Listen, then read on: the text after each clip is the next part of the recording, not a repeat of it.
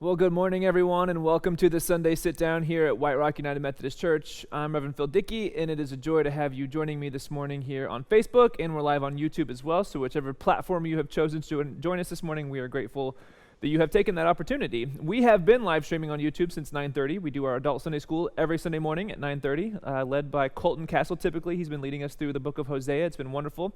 And then right about 10 o'clock, we have Children's Sunday School as well, and Sally McNeil runs that for us, and she's been exceptional too. She was wearing props today. She had something on her head that she was wearing. It was incredible, and she was doing all these facial expressions. It was just fantastic. So if you want to join Adult Sunday School or the Kids Sunday School, you can find those links in our newsletters as well as on our website.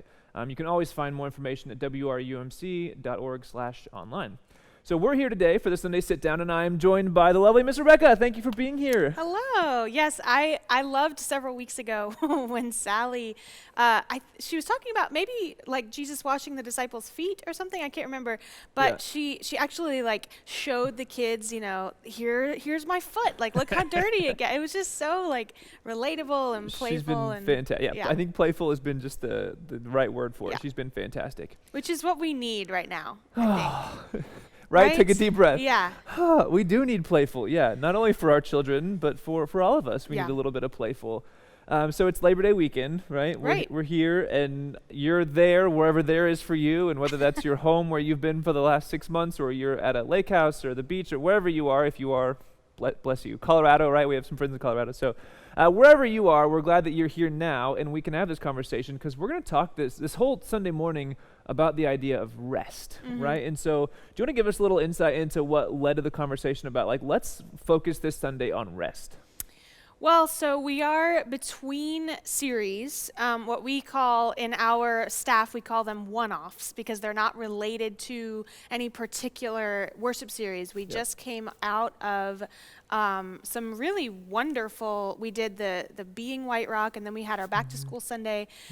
Next week, we're going to be joined by Reverend Justin Hancock talking about his ministry. So we really felt like this was sort of a threshold Sunday.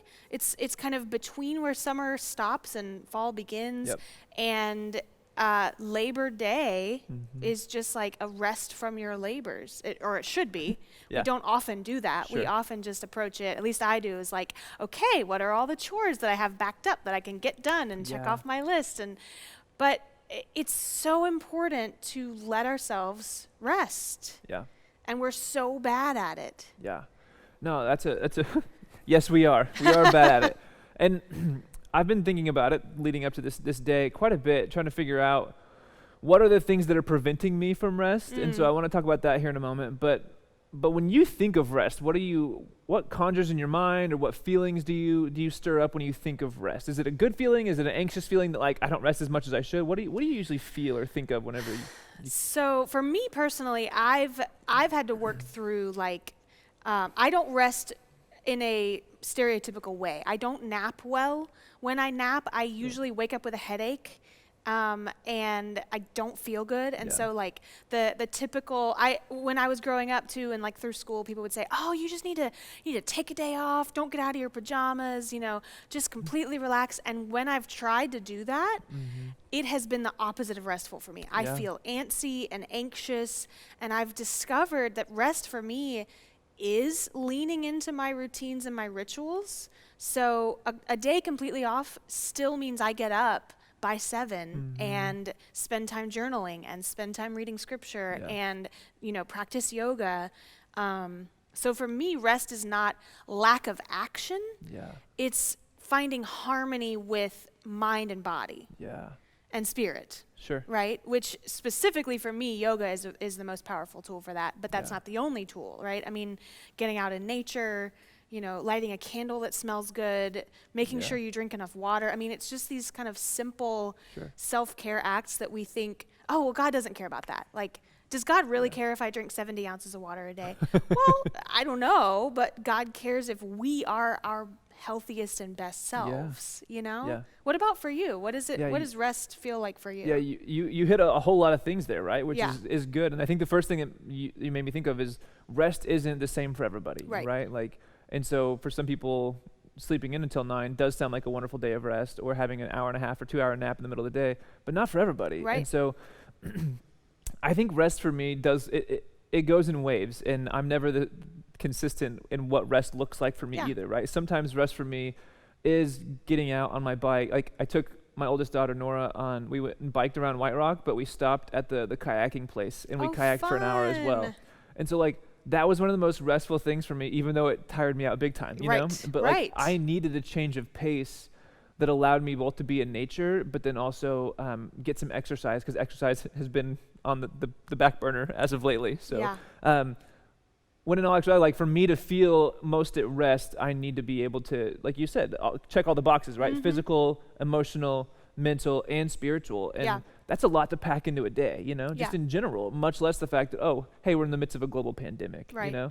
And so it's been tricky for me because sometimes rest even feels like another thing that I have to do and check off, you know? Yes. And so I'm having to It's take that it. should, right? I Yes. should take a certain, time off or do this or that or whatever. Yeah, don't should yourself, right? Like, right? Like just Yeah. because you can be overwhelming in the thing of what really should bring you life, Right. end up stripping you even more of Yeah. the energy that you need or the healing. So I don't know. Well, so if you're just joining us, welcome. We Yeah. are getting ready to start worship in just a few minutes, but this time is a time when we sort of slow the pace and set the tone a little bit. So thank you for joining us. If you want to drop in the comments how you're finding rest or seeking rest if you're not successfully finding it. Totally. But something that I wondered just now is like how we navigate when our spouses or partners or kids when rest feels different for them, when their Yeah. needs are different. So like I'm an extrovert, and so a Sabbath for me is not a day alone. A day Yeah. alone is miserable for me.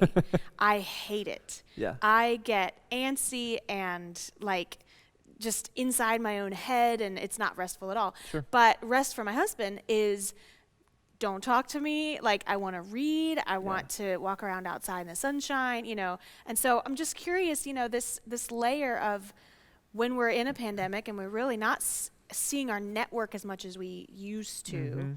how rest looks and feels and sounds different when we're trying to honor all the different Yeah. family dynamics too. Yeah, so I'll speak just from my experience that for me to find kind of this holistic rest experience has actually meant me getting less sleep, which has been challenging in one sense, Interesting. but it's meant me getting up usually at least an hour before the rest of my family does, so that I have time, because I'm a big fan of meditation. Yeah. And so when about halfway through the pandemic, or halfway from where we are now, who knows how long it will be total, Right. but so a couple months into this, I realized I need more meditation time. And so I've been getting up earlier and spending some time in that. And when my body really is tired, sometimes I'll just fall asleep in that meditation. Yep. But on better days, not better days, I'm not judging my meditation, but on some days I'll fall back asleep, but most days I'll just meditate in the morning then. And depending on the day, like some days I just have to get right to work, and other days I'll take that time then to read, because reading is something else that I really enjoy doing and gives me kind of life in the midst of that. Or other times I'll go for a run then, or I'll go for a walk or a bike ride or something like that. And sometimes it's distancing myself from my family so that I can have some mental clarity. Right. So that then when I am with my family so much, I have like the peace of mind that I'm not getting agitated. And I can feel it, right? Yeah. On the days when I don't do that, where I Oh, feel like, yeah. oh, I'm going to sleep in and like get a little bit more rest, right? Well, then like most of the day I'm just antsy, or like I don't have the patience that I wish I did. And so I feel it, right? If I'm not taking care of like the holistic self here, in whatever the case that may be for you, then I get real short with my family. And so it's been hard, because sometimes when I feel like I need to go rest, there is no escape, Right. right? Yeah. Like there's just no escape right now whenever there's children that need attention. And like, I feel like, Dinner still needs to be Yeah, cooked. right? And, yeah. and We talked early on in this pandemic about how the dishes never seem to end. I don't know about y'all, but the dishes have only gotten worse. I don't know how. Like, we did not buy more dishes, right? but we somehow have more everywhere. Somehow all they the became time. rabbits. Yeah. They're just multiplying like crazy, and there's no way to keep them. Yeah, it's true. Yeah. So yeah, it's been a challenge, and I would say I'm definitely the extrovert in our relationship and in our house. And my wife would very much appreciate just a time of relaxing and being home, and whether that's TV or movies or just being, just relaxing. Yeah. And don't get me wrong, I love that occasionally. Yeah, definitely. But for the most part, I would rather, again, be outside or doing something that's more active. And yeah, so it's challenging, It right? Because is. then even whenever we're finding rest, we're finding ourselves away from each other. And I don't think it's been like real straining on our relationship, but it's also not helping us really grow either as a couple, right? Because Yeah. often, in order to maintain our own sanity, it means us like having our own separate space too. So, Right. so that's been a challenge too. There's a lot going on, you know. Yeah. Obvious statement of the year right there, right? I think that's why, I did a little bit of research of the foundations of Labor Day. Yeah.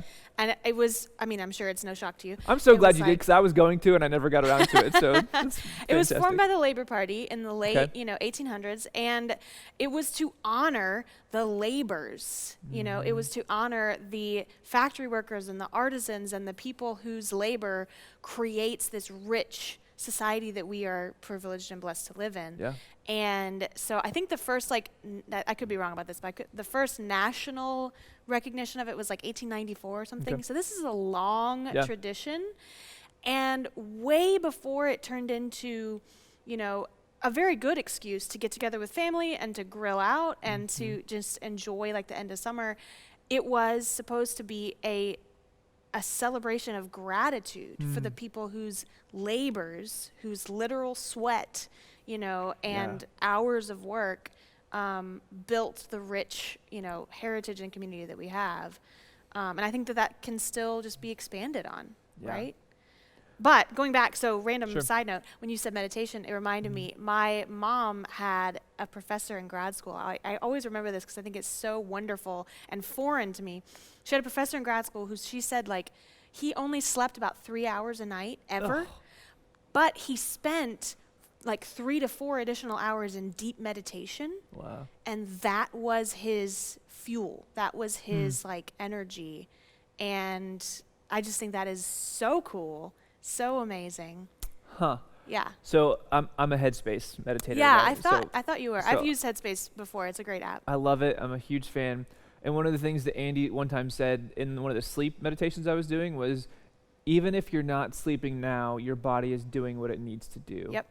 Which almost the mental block of it, I have to get to sleep, I have to get to sleep, which what's it do? Keeps you awake usually, right? Yes. Even him saying that was you're right. My body is resting. Mm-hmm. I am getting refueled in the midst, even if I'm not actually sleeping. Now, whether that's true or he's just playing head games with me, I'm not really sure. So Andy, props to you. But it was just a really relieving thing, and it was maybe a mind game that worked, because I do think I fell right asleep afterwards. But yeah, that's a really interesting notion. Yeah. Because there are some people that just don't need as much sleep, right? Right. And there's others who need 9 or 10 hours that they probably don't ever get. Yeah. But yeah, I fall somewhere in the middle there. I think I think the same can be said for worship, that we have these mental blocks of worship has to be on Sunday. Yeah. Or it has to be in whatever church or tradition that we find, that we feel most at home at. And I think that's an interesting concept, right? That we can kind of pull back and say, worship is and will be what we need it to be. Yeah. It doesn't have to happen on Sundays. We can have a worshipful experience, like sharing a prayer with our spouse when something's happened in our life and we need that, comfort and renewal. Or we can share a worshipful moment, like when we're talking with a friend on the phone that we haven't talked to in a while. Sure. So that just struck me, as we're preparing for worship today, that there's not a specific time to worship. Yeah. The time is now. Right. And wherever we are, be that in Colorado mountains or in Dallas or, Missouri or North Carolina, wherever we are, we can find that time.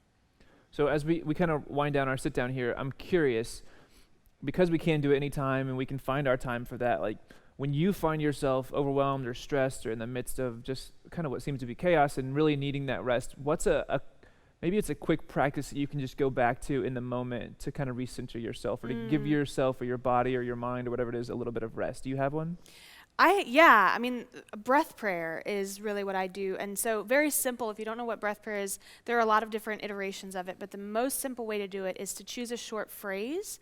You can choose it from a hymn or a song or just something as simple as, God, thank you for loving me, or something like that. And on the inhale, you say half of it. On the exhale, you say the other half. Yep. And you just sort of, you measure and you keep this rhythm going. And that's something that I do a lot to ground me. Yeah. What about you? Mine's pretty similar. So if I can't go on a walk, which is what I would love to usually do, it's similar. It's a prayer, or it's a breath. It's a Yeah. breathing thing. Yeah. And so I usually try to breathe in for about 4.5, 5 seconds, and then breathe out for about 6, to where I have like a 10-second like in and out, with a little bit longer on the exhale, and just do that for even a minute if I can, Yeah. to just recenter myself. Yeah.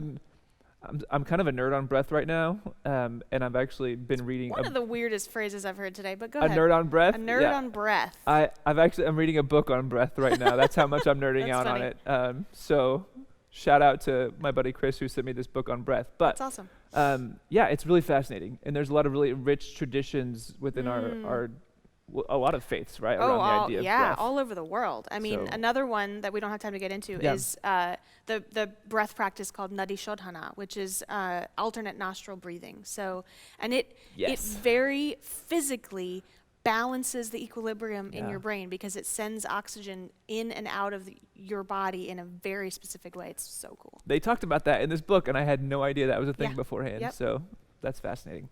Well, here we are. Why don't we take a big deep breath as we finish up our sit down? Yeah, Love that. clean it out, right? Big in through the nose if you can, and then really push that air out of your lungs through your mouth if you can. Center yourself. We're really grateful that you took this time to join us for the Sunday sit down.